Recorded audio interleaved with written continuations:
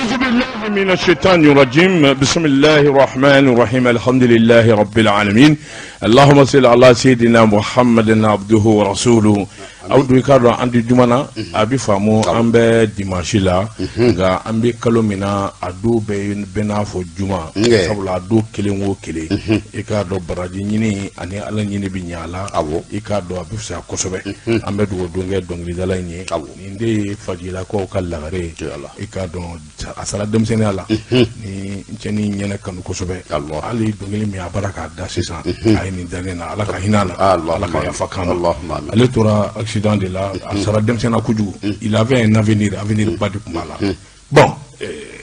Nganala ko mimbi ko bike. Abdou ambe folin tonoke kanyeshi la meba bele jelema ka do cliff lana angun dunnedo angun talembe kai angun dara kai minye alaji hamenya furumuso no ya anuru bai abi yatabare ale fatura ka don angun daro o jana bekara jumadu ka do kai ka fe ambe ala dele ala ka hinana ala ka fakama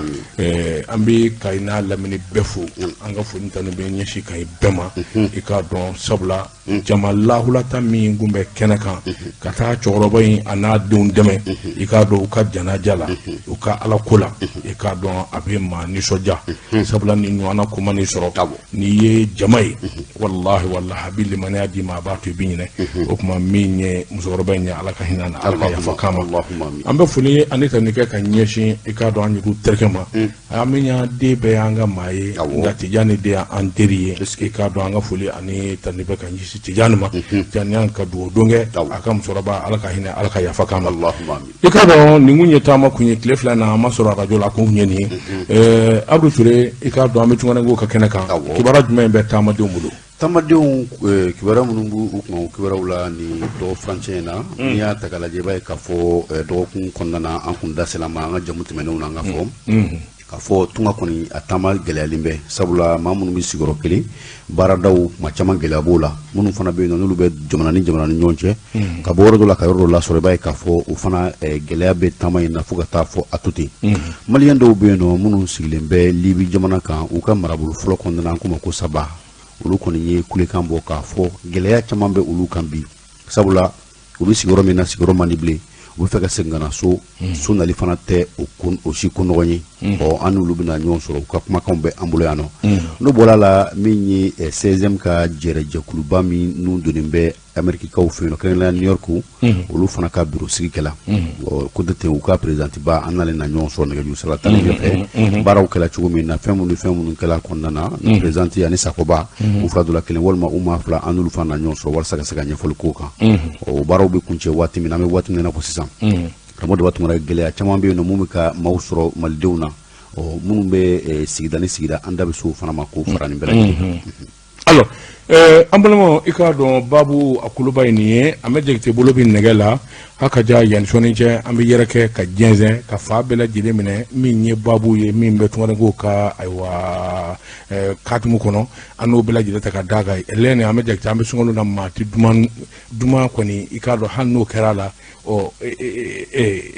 ba fo safurlay alni kilufu ba fo safurlay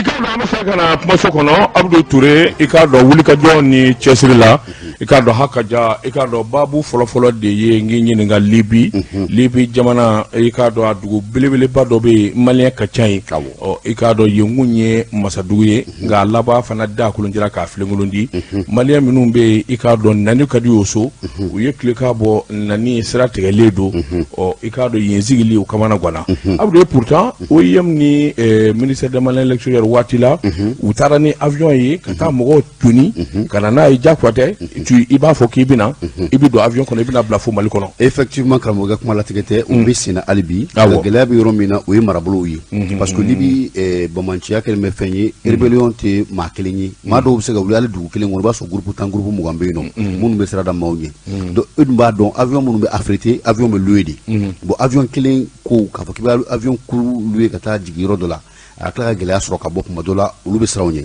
donc mogon nu fana ka bo u sigiro la saba olma dugoro la kana Tripoli u fana dem na gelea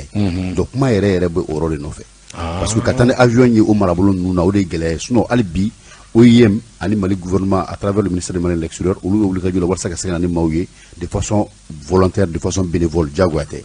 nga gele mu fana bala o de ni u ka se ka bo u ka dugu la ka se ka Tripoli so o de gele. Oui, c'est comme là sur là Ségou walma Mopti Kai Malion B oui avion sur Bamako de Foukou Dia Kabo au Dougou la Kana Bamako pour que au cas avion sur Kana Malla. Alors Kabo au Dougou Fana ka Bamako sur Gelabi. Bon avion tiki nous fana se ka wuli kubito au Dougou la parce que lu fana bisla et ka don nous taro kana ta Gelawara sur rebellion ko sababula a Gelara. Donc Abdou Fami men c'est mama e ka don de tamay alors e ka don Gela Mimbuka anga la jangu la mais inu pana. Ni kone a base baye ede aywa aw de bese ka an deme ni ko la yame aywa malen de selon be libya ne ka dam ne nen ko libi surtout saba mara kono ya malen de selon aywa aban de ala an kira ka pour que malen de selon munun bi ani timba tigini pato tama ere fene bi mo munun yo kungolo la banato o chaman de malen yame ani banabato o chaman ba de il se pour le tatou de Tripoli. Yoro mintigeli be ko misirati. Na foro ko e ka mo wore dai rek. Ta fo bo ta ta na e pour que activiste de Tripoli ta avion. Monsieur le ministre a dit ala kama kira. Tripoli ko tere. Yame e ba on fona ka fene la ja quoi. Libye encore. Ne fana ko ga daga we maganture. Ne be a depuis 85. Faut tenir de kala ma sabaya. Me bu kaide. Ni mi fi mi au conseil nyamo wala no harna jaraye adon de maganture yame ibe kuma nae akake alaire kama katu ayo kana ngam mo fana tasaba ngam première zone la ngam sabah ta Tripoli adon de ne akaje ne kaije yame ale bisa ayo blaga na me de ayo kele willa ayo mi willa ne re pour tara mo dum anga bada to de Ibrahim Maiga abokaw Ibrahim Maiga sabah ne re na tara kata mo do ayo de ayo kele willa bi ne akalu shigi ayo ma pambulia nan ko amba nyana bo chochu Tripoli ba bloqué nanga mayra bo chochu Tripoli ba bloqué ande mo le do dabe ko ngina ko kene bo le do ayo bloqué le te mo wori do ale le ko conseil nyamo woye bon ambassade ko mi fule dibi bagay ka tan ambia ko boy kana bokum la ko boy ne be ne ma ture be yame ninga vie ne be ke libya fo tene temi kalama eteti wa ne re borani visa de malla ne mane ko mi to ni visa ke ma ko kana ya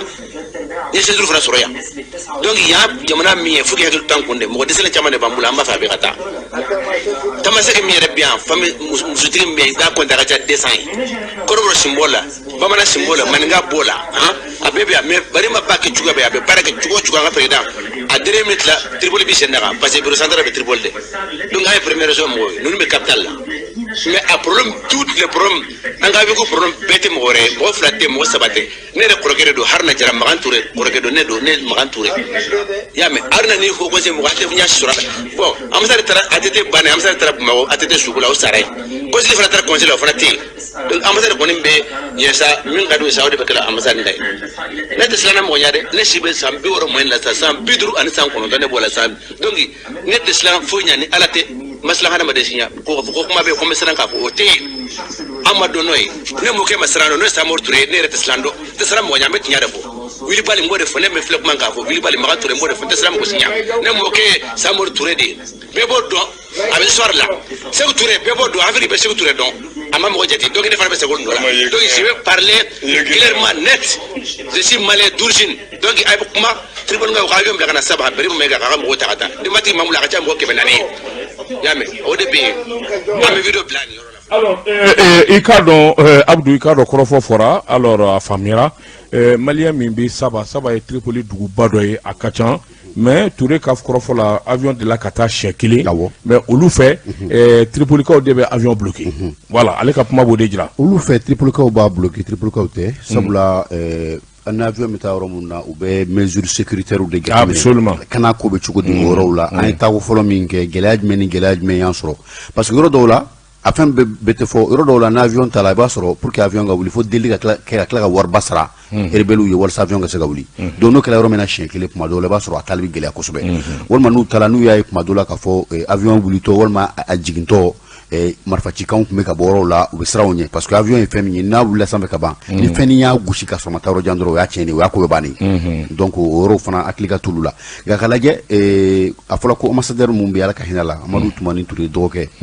ale kun nana a kɔrɔkɛ ka janaja la ale yɛrɛ fatula yan nɔ donc ambassadeur kura ma taa consul mun fana bɛ yen nɔ o nana congé la mais a ka lajɛ sisan ni fɛɛrɛ dabali minnu bɛ se ka kɛ n'u bɛ se ka bɛnkan mun sɔrɔ Sabaha ni Tripoli ni ɲɔgɔn cɛ ni maa ninnu ka se ka na cogo min na gɛlɛya fana ye mun ye karamɔgɔ Daba Tunkara ni u nana jigiyɔrɔ fana t'u bolo Tripoli fo ka yɔrɔ de fana ɲini k'u bila le temps que avion ka se ka sɔrɔ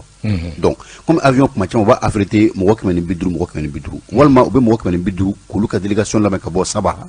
ka na n'o ye directement Tripoli aéroport la ka o y'a sɔrɔ avion ko ɲɛnabɔla k'olu ta ka na n'olu ye n'o tɛ kɔni n'u u nana ka bɔ Tripoli ka bɔ Sabaha ka na Tripoli o fana damana gɛlɛya sabula u ka mɔgɔ tɛ jigiyɔrɔ t'u bolo o fana damana ko ye donc maliyɛnw kɔni bɛ nin yɔrɔ la sisan an bɛ an kana bɔ ministre ma min bɛ malidenw ka koɲɛ kunna minnu sigilen bɛ jamana kɔkan na ani intégration africaine kunna ni o ye Alhamdu Aliyani ko a ka wulikajɔ kɛ maliyɛnw bɛ Tripoli u ko k'u tɛ maa wɛrɛ dɔn u bɛ kulekan maa min ma o de ye ministre ye ministre ni maa o maa bɛ se ka dɛmɛ kɛ nin ko la bɛɛ k'i se k'o kɛ. Très bien. Alors, le ministre des Maliens de l'extérieur, il y a donc Anjuru Somrodo, Mini Mohamed Ag Ilian, il y a donc Aye, Mini Mingoniva Onye, il y a donc Mini Chesri Wulika Joy, ministre de Bisseba Crosson, et Crofon Imba don Aywa, il y a donc Mini Malian Numbi Libi, Anal Fereni de Bali Betke, il y a donc Seka Demetu Meka Fosusro, il y a donc Upma Mini Awatunga Fetaye, Agela do Nini, Andu Nouveau Akachan, Abdou, il y a donc Abini ka santan ani kɔbɔ libi gɛlɛya ne hakili la anw fɔlɔ de bɔra libi gɛlɛya kama libi gɛlɛya la an bɔra kalama kabini Kadafi masa kabini Kadafi masa libi gɛlɛya anw bɔra kalama mankan wulilen an nana bɔ a kalama i k'a dɔn min ni min bɛ sen na taama sira la libi yɛrɛ dugu kɔnɔ an ye nin kuma in fɔ maa caman ɲɛna ka kɔn bɛɛ ɲɛ nka n'a ta bɛɛ i k'a dɔn mɔɔw ye ayiwa taali in defusaya o i k'a dɔn a gɛlɛya tɛ ban ɔ i y'a dɔn nin ye nin ye parce que a b'i k'i ɲɛna gɛlɛya bɛ tɔw sɔrɔ n'e taara i bɛ sɔn ka lafiyabɔda sɔrɔ i ta bɛ taa juguya ni tɔw ta ye o tuma an balima minnu bɛ Libi fɛɛrɛ ka kɛ gouvernement fɛ an dalen don a la ministre des Maliens de l'extérieur min ye Alhamdu Ag Ilian i k'a dɔn an b'a dɔn ni Ala kɛra sɔnna na wuli ka jɔ kɛ min bɛ se ka to ayiwa min ye Malien minnu bɛ Libi u bɛ makɛ cogo min Abdou n'an bɔra Libi Libi karamɔgɔ Daba Tunkara hali bi an bɛ to jamana kɔkan na an balimakɛ dɔ fana bɛ yen nɔ ale sigilen bɛ min ye Espagne jamana de kan bi don in kama gɛlɛya kɔni b'a kan kosɛbɛ sabula an ye kunnafoni minnu sɔrɔ a man kɛnɛ somaw olu yɔrɔ ma se ka dɔn nka min kɔni ye Espagne jɛkulu minnu bɛ yen nɔ olu bɛ ka kulekan bɔ walasa a somaw ka se ka kibaruya mɛn cogo min na k'u to Mali la a tɔgɔ de ko Bɛnkɛ Kumare a yɛrɛ bangena février kalo tile 22 91 ɔ min ye a ka baara ye a bɛ sɛnɛ de kɛ baara min bɛ a ka sɛbɛnw na o ye sɛnɛ de ye o tɛmɛnen kɔfɛ a bɛ bɔ dugu min na a bɛ bɔ Banajo Bananindo k'o bɛ Segu mara la komi e ye Segu ka n t'a dɔn n'i bɛ yen yɔrɔ dɔn Bananindo ɔ a na kɛ duguncinin dɔ ye Segu mara la yen bon o bɛ se ka kɛ n bɛ Bananin dɔn ɔ Bananin kɔni bɛ yen Banan bɛ yen Bananin bɛ yen o bɛɛ bɛ Segu mara sa ma se k'o de dɔn ayiwa basi a bɛ ɲɛ i n'a fɔ Segu i k'a dɔn a wo cɛw ka ca alors Segu cɛ in tɔgɔ kan cɛ tɔgɔ de ye ko Bɛnkɛ Kumare an balimaw ni maa min kɛra k'a fɔ Bɛnkɛ Kumare i sɔnma don i ni hakili b'a la kun ye Espagne t'a boloda a kun y'a jira k'a bɛ taa nanzara jamana na i k'a dɔn Bɛnkɛ Kumare ka kunnafoni da i tulo kan min ye a jɛɲa minnu bɛ yen ko k'i ladɔnna k'a man kɛnɛ ɔ n y'a dɔn u b'a fɛ a ka na de wa u bɛ fɛ a ka na n'a man kɛnɛ n'a ma se ka na somɔgɔw ka se ka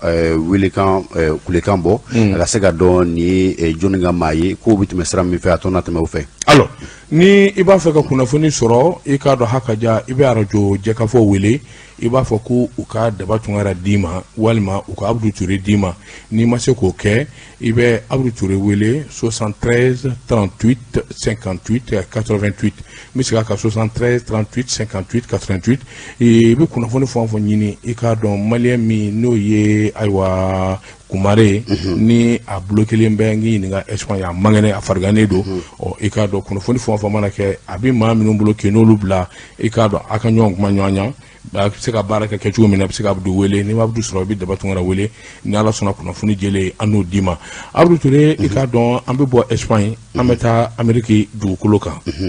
an bɛ taa Amérique dugukolo kan an bɛ présidenti ni a ka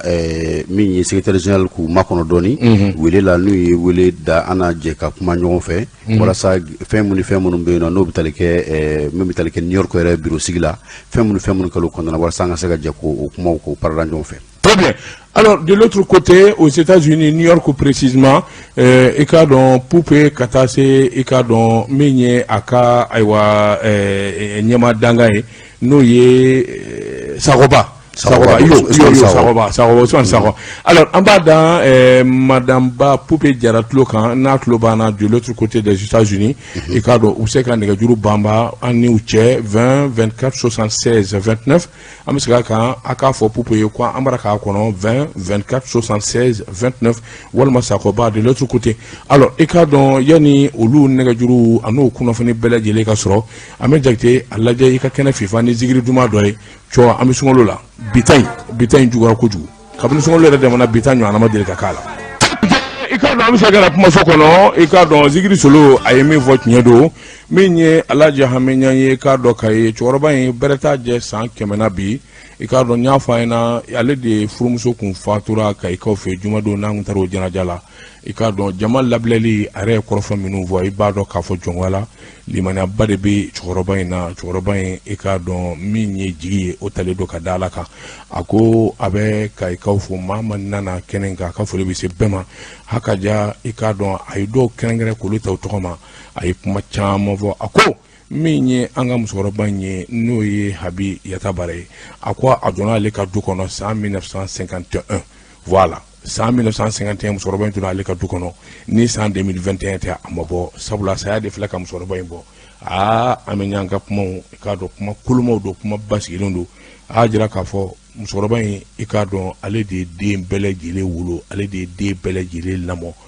ni maa ye ɲuman kɛ i b'a sara sɔrɔ a ko min ye ale muso ye a ye ɲuman de kɛ a ye kuma caman fɔ hakaja i k'a dɔn Hamiɲan an bɛ dugawu kɛ a yɛrɛ ye cɛkɔrɔba in Ala k'a mɛn ya Rabbi i k'a dɔn san 100 kɔni a t'o jɛ bilen i k'a dɔn farikolo yɛrɛ i b'a dɔn k'a fɔ a dɛsɛra kosɛbɛ sabula taama ka gɛlɛn nka min ye hakili a n'o bɛ ɲɔgɔn fɛ min ye kuma ye a n'o bɛ ɲɔgɔn fɛ an bɛ dugawu kɛ i k'a dɔn musokɔrɔba k'a bɛɛ y'o fɔ an ye k'a fɔ musokɔrɔba in kun ka ɲi kojugu musokɔrɔba in kun ka ɲi i k'a dɔn a tun bɛ ɲuman de kɛ i k'a dɔn min ye waledenw ye sabula dukɔnɔ in bɛ minɛ ka fa tɛp jamana dɔ ye a fɔ an ye a ko ale nana i k'a dɔn du in kɔnɔ a bɛ dumuni kɛ k'i fa mɔgɔ t'ale bɔrɔ dɔn maa si ale bɛ Hamiɲan ka du kɔnɔ san joli musokɔrɔba in bɛ dumuni d'a ma a b'ale ladon i k'a dɔn ni ɲɔgɔnna kuma fɔra maa ye i k'a dɔn banni kɛnɛ k'a bɛ mɔgɔ hakili sigi kosɛbɛ Ala ka musokɔrɔba in Ala k'a ni ma cɛ bɛn ya Rabbi Ala ka hinɛ na Ala ka yafa k'a ma Abdou Touré an bɛ se ka na kumaso kɔnɔ i k'a dɔn ayiwa min ye ayiwa ka ye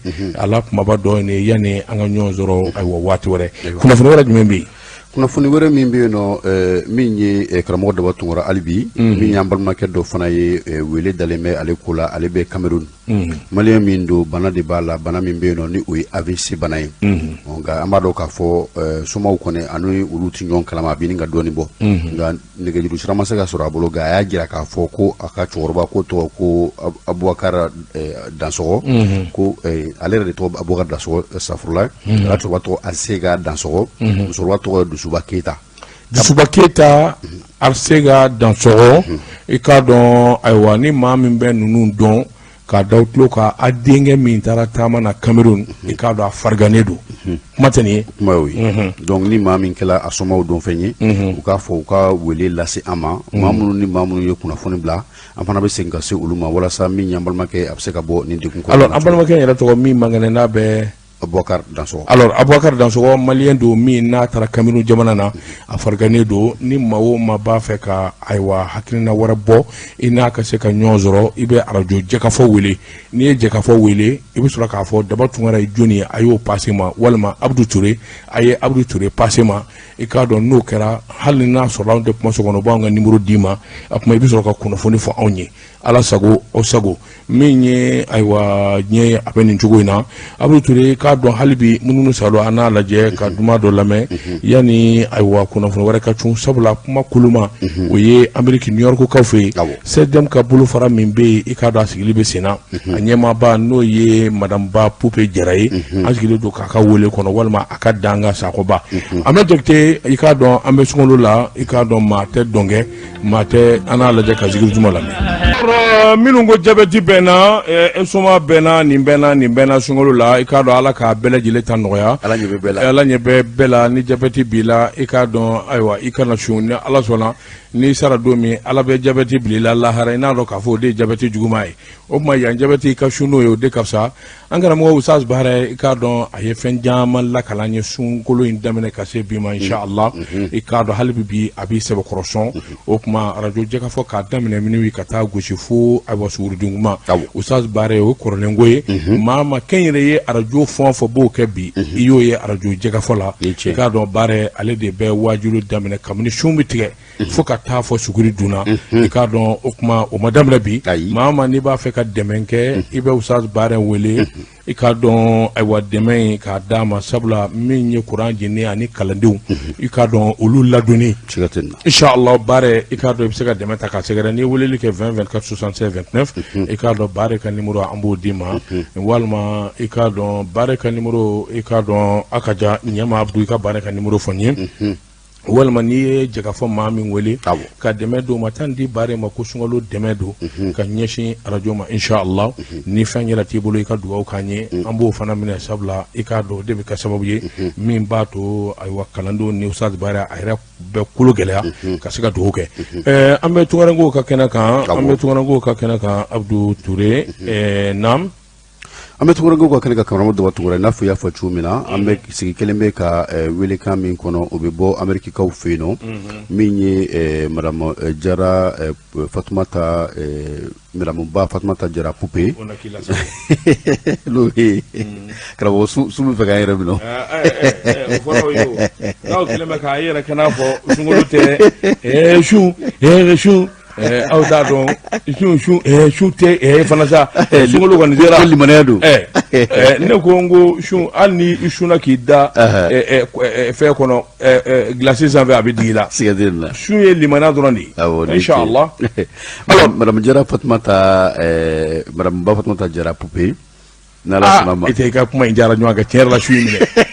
i tɛ kelen fɔ sa n k'o mɛn madame ba balakaw muso Fatumata Jara o ko ma ko Poupe d'accord a ɲɛna ale de ko don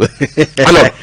yani Amerikikaw ka wele ni maa min mago bɛ Ustaz Bare la Bare i b'a wele 76 42 89 22 76 42 89 22 n'i ye Bare wele i k'a dɔn inshallah kalandenw dɛmɛ ani i k'a dɔn dɔnnikɛbaa minnu bɛna kɛnɛ kan Ala k'a k'i ye baraji ye n'i ma Bare sɔrɔ ni Daba Tunkara de sɔrɔ ka di i fɛ n'i ye Daba Tunkara wele kalanden kɔrɔba don awɔ Daba Tunkara de Ustaz ka kalanden kɔrɔba ye ale de ka kɔrɔ kalanden bɛɛ ye ne bɛ Mamutu ni fɛn ninnu ne b'olu bɛɛ ɲɛ awɔ ne b'olu bɛɛ ɲɛ hali Jakite komi mori fugulan b'a kun na mori fugulan dɔ ye daluya fugulan don kun na o bɛ maa kɛ dalu jalamugu meleke bɛ maa kɛ mori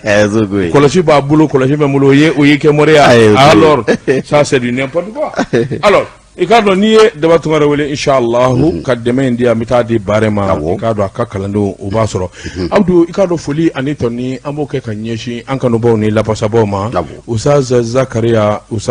an ka foli b'a ye i k'a dɔn dankɔrɔba min ni a bɛ cɛsiri ni wuli ka jɔ la hali n'i tɛ jamana in kɔnɔ i k'a dɔn n'i bɛ jamana kɔ kan Ustaz Zakariya Tarawele inshallah i k'a dɔn ale bɛ kɛ sababu ye dɛmɛ caman bɛ yen i k'a dɔn i ka se k'o sɔrɔ dɛmɛ caman bɛ i ka se k'o sɔrɔ dɛmɛ bɛ tali kɛ ka ɲɛsin i n'a fɔ ayiwa kɛrɛnkɛrɛnnen ɲɛna ma k'i ka hadamadenya lajɛ ni dolo ye i k'a dɔn i garijɛgɛw sigiyɔrɔ ko sɛbɛnfura ko ka taa se o n'a nɔna bɛɛ lajɛlen ma Ustaz Zakariya Tarawele i k'a dɔn ale ka baara bɛnnen b'o ma hali ni tɛ jamana kɔnɔ il suffit k'i k'a wele i k'a dɔn kamanagan min b'i la i b'a fɔ a bɛ dolo lajɛ i k'a dɔn k'i ka sarakati f'i ye i k'a ka taa sira minnu fɛ k'a f'i ye balɔntana minnu bɛ yen n'u b'a fɛ ka taa taa diɲɛ fɛ walima ka contrat baw sɔrɔ i k'a dɔn ayiwa maa minnu bɛ tunga fɛ n'u b'a fɛ ka garijɛgɛ u ka garijɛgɛ siri de b'u la ka taa se n'a nɔna bɛɛ lajɛlen Ustaz Zakaria Traoré inchallah i k'a dɔn ni n'a ye ɲɔgɔn sɔrɔ min ye ɲamana ye a bɛ ɲamana a wele dɔrɔn téléphone na i k'a dɔn i b'a sɔrɔ a wele 76 22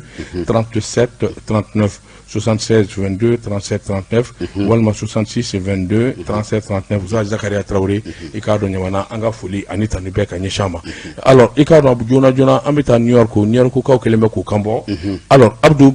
Madame Ba Poupé Diarra. Allô? Bonjour. Bonjour madame, comment va? Poupé on a ambition de ka kileba on ga kabina ala inda.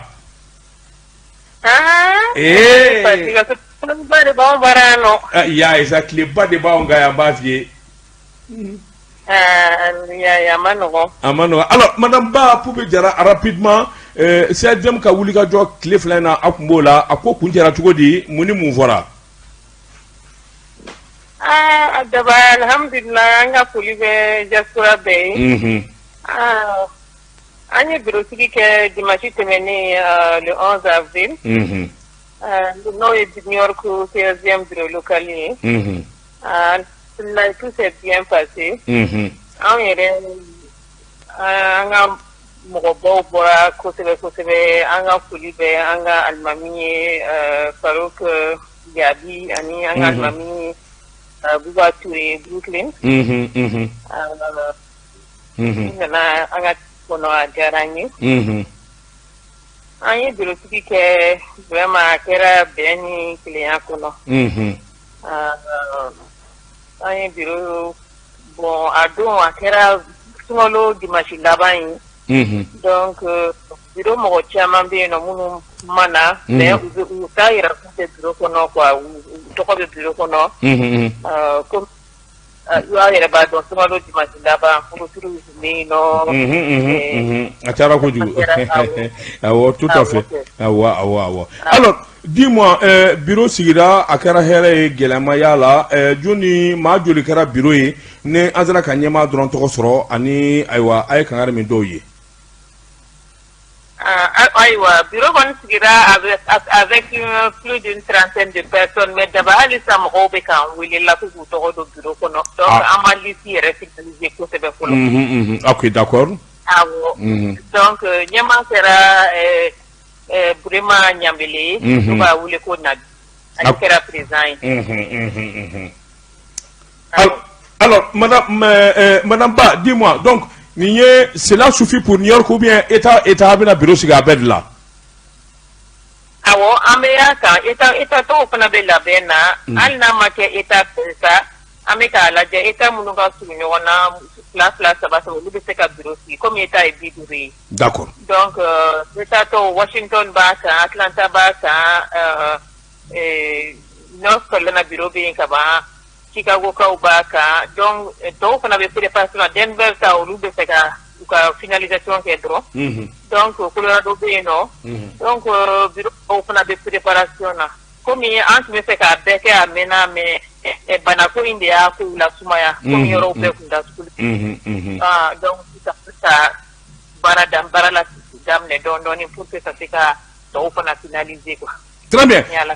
ala ka jɛn ala k'a bɛɛ nɔgɔya madame Ba an b'a dɔn e mana i cɛsiri diɲɛ ko la i k'a dɔn o b'i ɲɛ sɔrɔ alors carrément sur un autre plan sunkalo ko bi cogo di aw fɛ Amérique?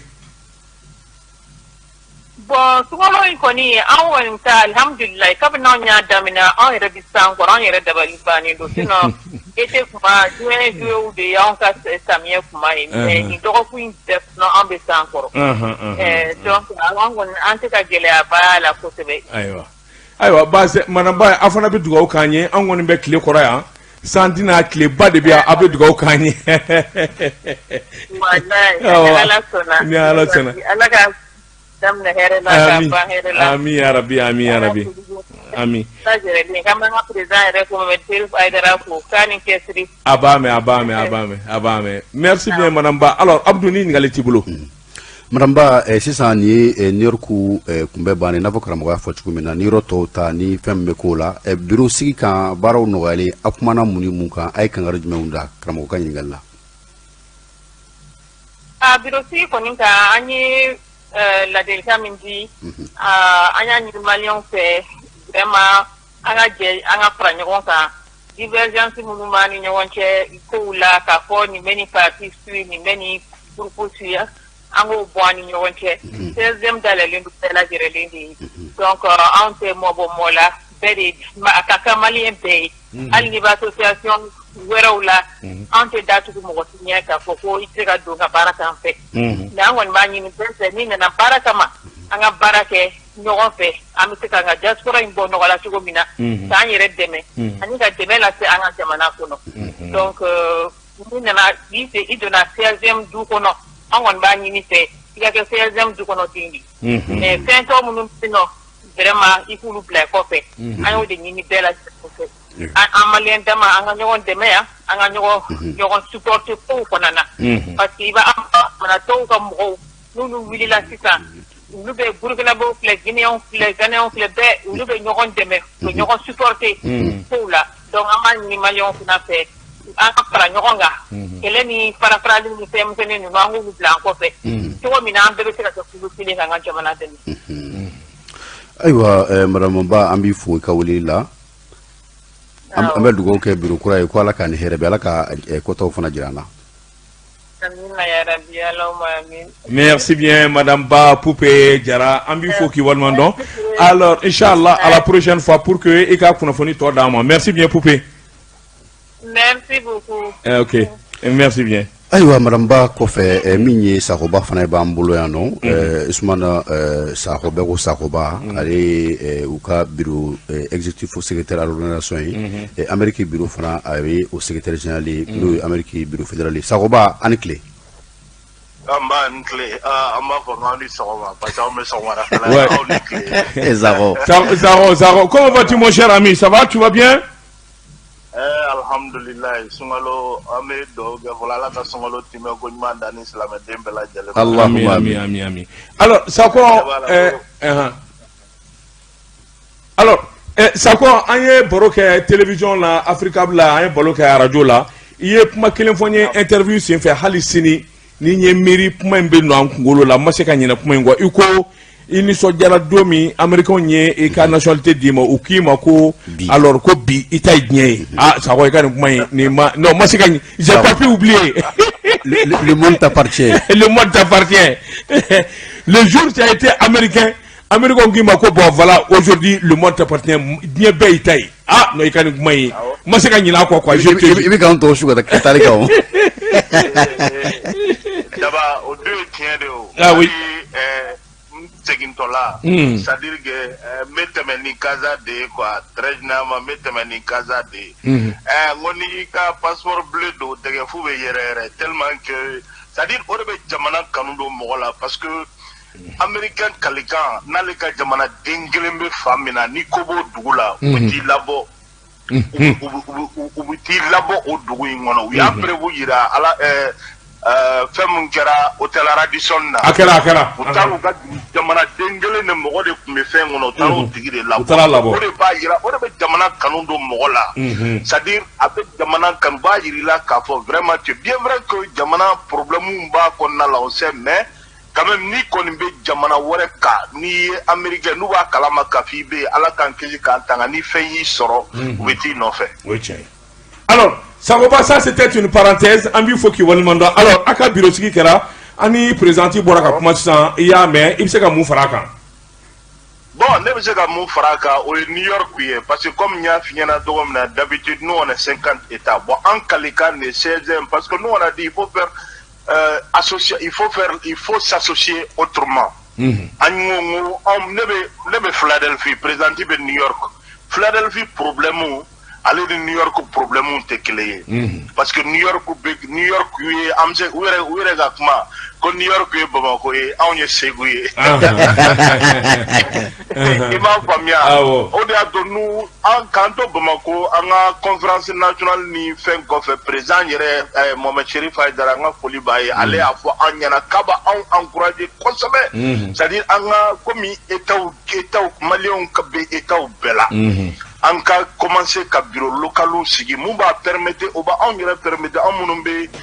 bureau fédéral la k'anw ka baara nɔgɔya an bolo kosɛbɛ. New York ta sigira vraiment a kɛra kunnawolo belebele ye an y'o de fɔ n ka fara ɲɔgɔn kan ten sa. c'est à dire que jamana in kɔnɔ communauté bɛɛ faralen don ɲɔgɔn kan anw maliyɛnw anw fara-faralen bon ni dun fara-farala ala yɛrɛ y'o fɔ ni fɛn bɛ ni bɛn bɛ fa min na ale bɛ dɛmɛli ale bɛ o yɔrɔ in de dɛmɛ an ka fara ɲɔgɔn kan communauté bɛɛ de faralen don ɲɔgɔn kan mais anw maliyɛnw c'est à dire que n t'a dɔn fɛn fɛn de kɛlen don k'an fara ka bɔ ɲɔgɔn na quoi o de y'a to an y'a na Philadelphia ta kan ka sigi n'o bɔra yen n yɛrɛ n kan ka taa Washington DC bi o ta an b'o o fana baara kan Atlanta ta an b'o baara kan c'est à dire an bɛna bureau sigi maliyɛnw ka ca fan o fan an bɛ bureau sigi yen pour que diaspora bɛ se ka lafiya cogo min na. Très bien. Alors Sagoba an b'i fɔ k'i waleɲuman dɔn Abdou n'a sɔrɔ ɲininkali b'i bolo. Sagoba hali bi aw ka baara bolodalenw na an y'a mɛn dɔgɔkun tɛmɛnenw na aw tun bɛ ka wele bɔ bila maliyɛnw ma minnu bɛ New York walasa vaccin ko min bɛ sen na ni o ye coronavirus vaccin ye walasa u ka se k'a sɔrɔ o baaraw kɛla cogo jumɛn a bɛ kundamana jumɛn na welekan jumɛn b'aw bolo ka ɲɛsin o ko ma. Alhamdulillah rabbil alamina Abdou i ka nin ɲininkali in diyara n ye ne yɛrɛ taara ne ye n ta kɛ a bɛ dɔgɔkun 2 bɔ sisan n kan ka taa le 12 mai ka taa filanan kɛ Abdou an kana ɲɔgɔn nɛgɛ n b'o de f'i ɲɛna maaw bɛ bɔ ka kuma wɛrɛw fɔ bɔ vaccin parce que fura tɛ bana min na n'a fɔra ko bana kunbɛ ka fisa ni bana furakɛ ye anw ɲɛ b'a la anw ka président y'a kɛ président kɔrɔw y'a kɛ président Joe Biden y'a kɛ a muso y'a kɛ vice président y'a kɛ u ko fura kelen min b'a la parce que c'est-à-dire il faut que an ka théorie de conspiration an ka conspiracy théorie in dabila quoi anw tɔrɔ ye anw tɛ scientifique ye scientifique olu serew ɲɛna de ka baara kɛ k'a fɔ vraiment a ye nin kɛ c'est-à-dire hali ni kunkolodimi b'i la Abdou n'i ye kunkolodimi fura ta effet secondaire b'a la anw ka welewelelikan mun bɛ yen parce que anw b'a coronavirus ye tiɲɛni mun kɛ Amérique n'a ka bonya Amérique n'a ka fanga masa Ramani y'a yira k'a fɔ aw bonyara togo togo aw fɛnna togo togo ale bɛ ko yira an na mais solution dɔɔni sɔrɔla la u yɛrɛ y'a fɔ c'est-à-dire vaccin ye solution complète ye mais c'est-à-dire bana kunbɛ ka fisa ni bana furakɛ ye anw ne bɛ appel mun lase bɛɛ ka ni vaccin n'a ser'i ma c'est vrai il y aura toujours controverse bɛ kɛ fɛn bɛɛ la mais mɔgɔw ka ni opportunité b'i bolo parce que maliyɛnw anw bɛ ko négliger a daminɛ la an ɲɛ bɛ carte nina ko la o début u tun bɛ wuli k'a ɲini a b'an ka taa carte nina ɲini sisan a kɛra fɛn dɔ ye ala k'an kisi ko in kana ko ye vraiment anw kɔni alhamdulilayi États-Unis yan kɔni vaccin bɛ ka kɛ a bɛ ka kɛ don o don pratiquement on vaccine plus de 3 millions de personnes par jour aux États-Unis maintenant Joe Biden kalikan de ye le 1er mai bɛ se wagati o wagati o k'a sɔrɔ mɔgɔ o mɔgɔ n'i kan ka vacciner o b'a sɔrɔ i vaccinera. Alors merci Sago. Ka bɔ ka taa vaccin kɛ. D'accord ok. O de D'accord jala n ye Sagoba an b'i fo i ka wele la ala ka kɔtaw yira an na inchallah. Amina rabi. Merci Sago. Alors Abdou Ahmed Jakite i ka dɔn an ka minnu salo kɛ ka sɔrɔ ka segin ka na sabula waati tɔ ma jan bilen. Ahmed Jakite ka dɔn baara ɲɛna Abdou Touré hakaja nin kun ye i ka dɔn Américains ye de l'autre côté de New York maa fɔlɔfɔlɔ kun ye madame Ba i ka dɔn Fatumata Jara bɛɛ ko a ma ko Poupée maa filanan kun ye Sagoba ye u ye perepere latigɛ da an ma i ka dɔn bureau sigi ni wulikajɔ min bara ka kɛ i ka dɔn Amérique dugu 50 la an bɛ donni min na ko bi New York u y'a dɛmɛ o la Sagoba yɛrɛ y'a fɔ an ye ale kan ka taa i ka dɔn yɔrɔ dɔ ni yɔrɔ Washington DC ani yɔrɔ wɛrɛw la en tout cas ce qui est sûr et certain i ka dɔn u bɛna fɛn bɛɛ kɛ wasa Amérique dugu 50 CDM ka se ka segin a bɛɛ la pratiquement i ka dɔn u ka wulikajɔ kun y'o ye. Wulikajɔ kun y'o ye karamɔgɔ Daba Tunkara walasa min ye tunga ye janko u ye ladilikan min fɔ communauté tɔw n'o ye jamanaden ni jamanaden minnu bɛ Amérique jamana na i b'a ye k'a fɔ bɛnba b'olu ni ɲɔgɔn cɛ u bɛ ɲɔgɔn siralabɔ u bɛ ɲɔgɔn kungow kɛ mankan ko ni gɛlɛyaba t'u ni ɲɔgɔn cɛ nka min ye maliden ye mun sigilen bɛ min ye Amérique dɛnɛ na a caman bɛ yen nɔ i b'a sɔrɔ gɛlɛyaba de bɛ maaw ni ɲɔgɔn cɛ karisa ye nin tɔnden ye karisa bɛ nin parti politique la karisa ninnu de ye ni maaw ye o b'a sɔrɔ gɛlɛya bɛ yen k'u bɛ ka fɛn bɛɛ kɛ walasa o gɛlɛyaw de ka wuli an bɛ don min na i n'a fɔ bi. Ok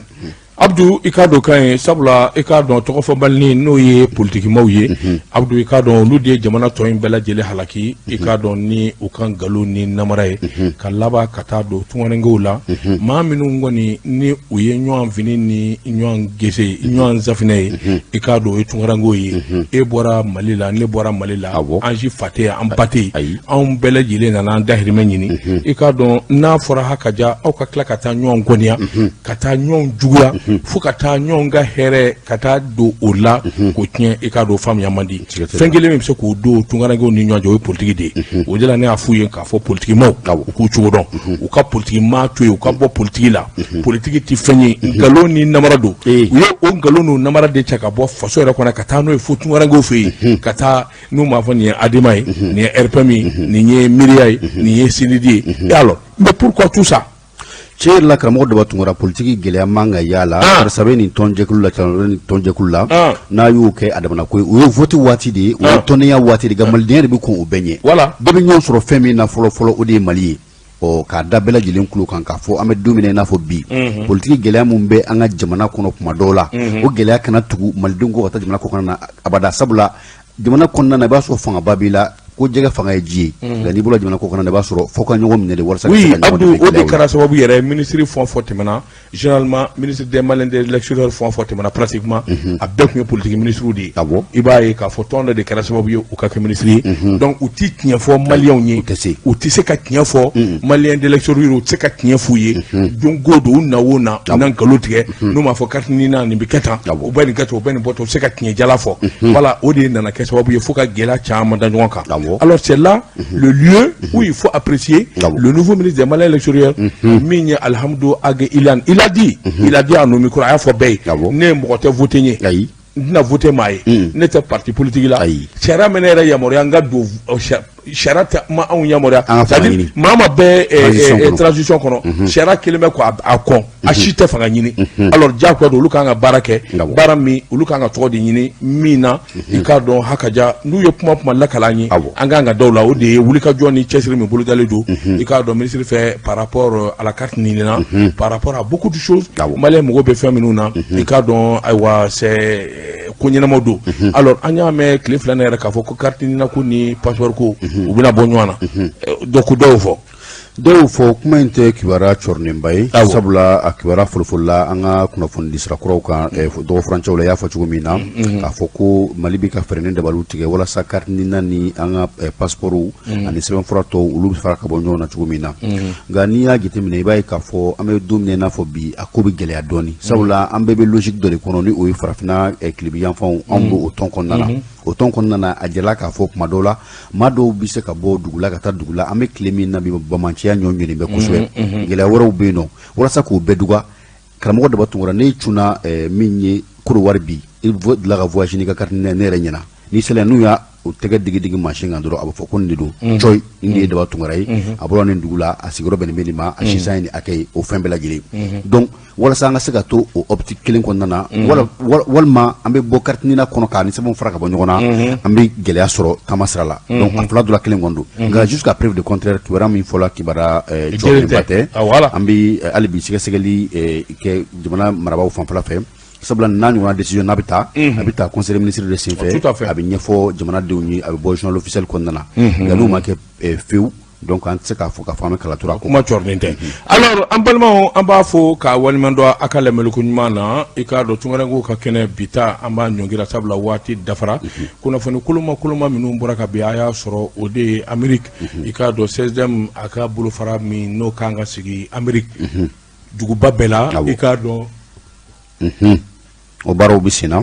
senna i k'a dɔn New York kaw dimanche tɛmɛnen u ka ayiwa bureau sigi kɛra min ye ayiwa New York président ba ye min bɛ New York bureau bɛɛ kunna o ye ayiwa madame Jara asafula madame ba Fatumata Jara Pupe ale ye kunnafoni d'a ma ni Sakɔba alors wulikajɔ wɛrɛ minnu bolodalen d'u fɛ i k'a dɔn ka ɲɛsin dugu tɔw ma Sakɔba dabɔra ka don a la ale yɛrɛ kan ka bɔ New York so bi i k'a dɔn ka taa Washington DC pour que ka taa bureau sigi dɔ boloda ye alors o b'a jira k'a fɔ le CEDEM vit très bien aux États-Unis an ka foli tanu b'u ye a ka kɛ sababu kɔni ye maliyɛnw ma u bɛ fara ɲɔgɔn kan ka kɛ kelen ye ka se ka ɲɔgɔn dɛmɛ laɲini kun y'o de ye Ala k'a k'o ye a kana taa kɛ ɲɔgɔn fara ani ɲɔgɔn sama non ni ko min nana k'a fɔ non nin bɛ haut conseil de la nin bɛ CEDEM na non c'est pas là le problème a bɛɛ maliyɛn de c'est pas là le problème CEDEM mɔgɔw y'o fɔ an ye u ye wulikajɔ min kɛ conseil na boloci la i k'a dɔn ayiwa coronavirus boloci la CEDEM ye cɛsiriba kɛ ka maliyɛnw u bɛ se ka taa u boloci cogo min Sagoba bɔra k'o fɔ an ye alors Abdou ni kunnafoni wɛrɛ t'i bolo an bɛ kuma wuli mi karamɔgɔ Daba Tunkara an bɛ foli de da nin kan ka lamɛnbaaw bɛɛ lajɛlen fo u ka ca u b'an lamɛn ka bɔ diɲɛ fan bɛɛ lajɛlen na maa caman bɛ an wele tɛgɛrɛni na kɛrɛfɛ ka i ka foli don an da ko k'a f'i ɲɛna kɛrɛn la min ye Mamadu Tarawele ko k'i fo ale bɛ maliden ye a sigilen bɛ min ye an b'a fɔ yɔrɔ min ma Guinée équatoriale akademiya bɛ Bamakɔ Sabalibugu na ko ka foli f'i ɲɛna ko i ye kumakan min fɔ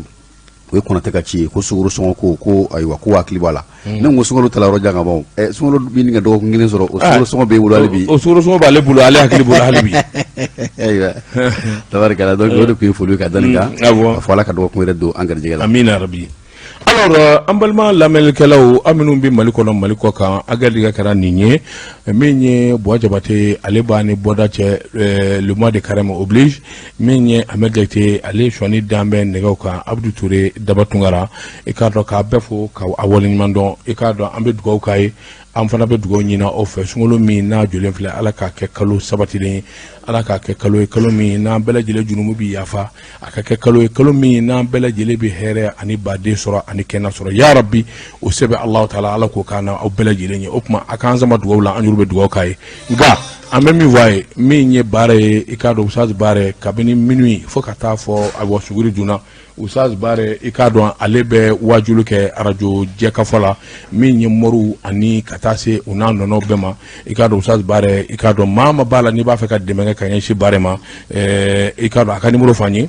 Usaz Bare minnu bɛ yen nɔ k'a fɔ ko aw bɛ fɛ ka dɛmɛ kɛ ka ɲɛsin karamɔgɔ ma aw bɛ se ka aw kana bɔ a ye nɛgɛjuru sira la karamɔgɔ Daba Tunkara nɛgɛjuru sira min bɛ yen nɔ ni o ye 76 42 89 22 60 min ye ale b'olu tile n'o bɔra ye an na nɛgɛjuru di lamɛnbaaw ma sabula i k'a dɔn sunkalo kɔnɔ nɛgɛjuru ci man nɔgɔ o tuma bi a y'a labɛn nɛgɛjuru kɔnɔ an b'o d'a ma kosɛbɛ inshallah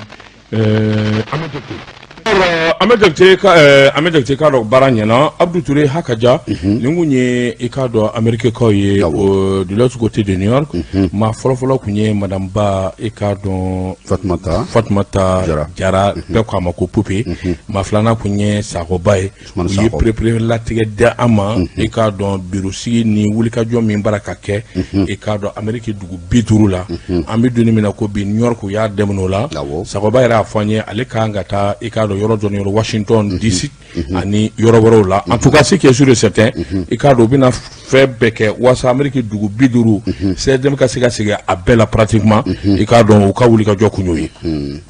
wulikajɔ kun y'o ye karamɔgɔ Daba Tunkara walasa min ye tunga ye janko u ye ladilikan min fɔ communauté tɔw n'o ye jamanaden ni jamanaden minnu bɛ Amɛriki jamana na i b'a ye k'a fɔ bɛnba b'olu ni ɲɔgɔn cɛ u bɛ ɲɔgɔn siralabɔ u bɛ ɲɔgɔn kungow kɛ mankan ko ni gɛlɛyaba t'u ni ɲɔgɔn cɛ nka min ye maliden ye mun sigilen bɛ min ye Amɛriki dɛnɛn na a caman bɛ yen nɔ i b'a sɔrɔ gɛlɛyaba de bɛ maaw ni ɲɔgɔn cɛ karisa ye nin tɔnden ye karisa bɛ nin parti politique la karisa ninnu de ye ni maaw ye o b'a sɔrɔ gɛlɛya bɛ yen k'u bɛ ka fɛn bɛɛ kɛ walasa o gɛlɛyaw de ka wuli an bɛ don min na i n'a fɔ bi. Ok Abdou i k'a dɔn kan ye sabula i k'a dɔn tɔgɔfɔbali n'o ye politikimaw ye Abdou i k'a dɔn olu de ye jamana tɔ in bɛɛ lajɛlen halaki i k'a dɔn ni u ka nkalon ni namara ye ka laban ka taa don tungarenkew la maa minnu kɔni ni u ye ɲɔgɔn fini ni ɲɔgɔn gese ɲɔgɔn safinɛ ye i k'a dɔn o ye tungarenkew ye e bɔra Mali la ne bɔra Mali la an si fa tɛ an ba tɛ anw bɛɛ lajɛlen nana an dahirimɛ ɲini i k'a dɔn n'a fɔra hakaja aw ka tila ka taa ɲɔgɔn gɔniya ka taa ɲɔgɔn juguya fo ka taa ɲɔgɔn ka hɛrɛ ka taa don o la k'o tiɲɛ i k'a dɔn faamuya man di fɛn kelen min bɛ se k'o don tungarankew ni ɲɔgɔn cɛ o ye politiki de ye o de la ne y'a f'u ye k'a fɔ politikimaw u k'u cogo dɔn u ka politiki maa to yen u ka bɔ politiki la politiki tɛ fɛn ye nkalon ni namara don u ye o nkalon n'o namara de cɛ ka bɔ faso yɛrɛ kɔnɔ ka taa n'o ye fo tungarankew fɛ yen ka taa n'u m'a fɔ nin ye Adema ye nin ye RPM ye nin ye Miiriya ye nin ye Sinidi ye et alors mais pourquoi tout ça cɛ la karamɔgɔ dɔ tungara politique gɛlɛya man ka yala karisa bɛ nin tɔnjɛkulu la karisa bɛ nin tɔnjɛkulu la n'a y'o kɛ adamana ko o ye vote waati de ye o ye tɔndenya waati de nka malidenya de bɛ kɔn o bɛɛ ɲɛ bɛɛ bɛ ɲɔgɔn sɔrɔ fɛn min na fɔlɔ o de ye Mali ye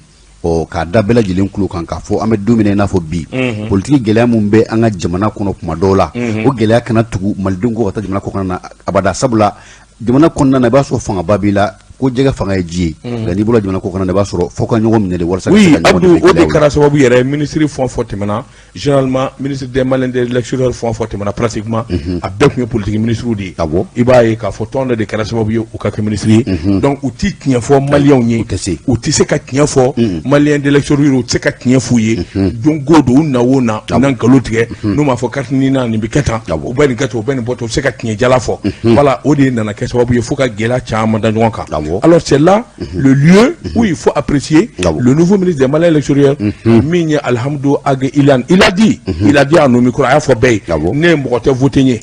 n'a voté maï n'était parti politique là Chara menera yamoria nga do Chara ma on yamoria c'est-à-dire mama be transition kono Chara keleme ko akon achite fanga nyini alors dia ko do lukanga barake barami lukanga to de nyini mina ikado hakaja nu ye puma la kalani anga nga dawla o de wulika joni chesiri me bulu daledo ikado ministre fait par rapport à la carte nina par rapport à beaucoup de choses malais mo be fait minuna ikado aywa c'est kunyina do alors anya me cliff la nera ka fo ko carte nina ko ni passeport ko u bina bonwana donc dɔw fɔ kuma in tɛ kibaruya cɔrininba ye sabula a kibaruya fɔlɔfɔlɔla an ka kunnafoni disira kuraw kan dɔgɔ furancɛw la i y'a fɔ cogo min na k'a fɔ ko Mali bɛ ka fɛɛrɛ ni dabaliw tigɛ walasa carte nina ni an ka passeportw ani sɛbɛnfura tɔw olu bɛ fara ka bɔ ɲɔgɔn na cogo min na nka n'i y'a jateminɛ i b'a ye k'a fɔ an bɛ don min i n'a fɔ bi a ko bɛ gɛlɛya dɔɔni sabula an bɛɛ bɛ logique dɔ de kɔnɔ ni o ye farafinna kilebiyanfanw anw b'o o tɔn kɔnɔna na o tɔn kɔnɔna na a jɛla k'a fɔ kuma dɔw la maa dɔw bɛ se ka bɔ dugu la ka taa dugu la an bɛ tile min na bi bamanciya ɲɔgɔn bɛ kosɛbɛ gɛlɛya wɛrɛw bɛ yen nɔ walasa k'o bɛɛ duga karamɔgɔ Daba Tunkara ne cunna min ye koro wari bi i dilan ka voyage n'i ka carte ne yɛrɛ ɲɛna ni sɛlɛ n'u y'a o tɛgɛ digi machine kan dɔrɔn a bɛ fɔ ko nin de don coy nin de ye Daba Tunkara ye a bɔra nin dugu la a sigiyɔrɔ bɛnnen bɛ nin ma a sisan ye nin hakɛ ye o fɛn bɛɛ lajɛlen donc walasa an ka se ka to o optique kelen kɔnɔna na walima an bɛ bɔ carte nina kɔnɔ k'a ni sɛbɛnw fara ka bɔ ɲɔgɔn na an bɛ gɛlɛya sɔrɔ taama sira la donc a fila dɔ la kelen kɔni don nka jusqu'à preuve de contraire kibaruya min fɔla kibaruya jɔlenba tɛ an bɛ hali bi sɛgɛsɛgɛli kɛ jamana marabaaw fanfɛla fɛ sabula n'a ɲɔgɔnna décision n'a bɛ taa conseil des ministres de senfɛ a bɛ ɲɛfɔ jamanadenw ye a bɛ bɔ journal officiel kɔnɔna na nka n'o ma kɛ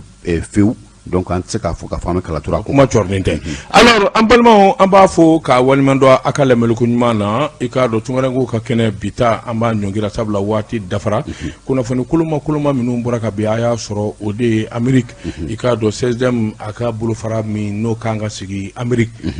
duguba bɛɛ la i k'a dɔn o baaraw bɛ senna i k'a dɔn New York kaw dimanche tɛmɛnen u ka ayiwa bureau sigi kɛra min ye ayiwa New York président ba ye min bɛ New York bureau bɛɛ kunna o ye ayiwa madame Jara asafula madame Ba Fatumata Jara Pupe ale ye kunnafoni d'a ma ni Sakɔba alors wulikajɔ wɛrɛ minnu bolo dalen d'u fɛ i k'a dɔn ka ɲɛsin dugu tɔw ma Sakɔba dabɔra ka don a la ale yɛrɛ kan ka bɔ New York so bi i k'a dɔn ka taa Washington DC pour que ka taa bureau sigi dɔ boloda ye alors o b'a jira k'a fɔ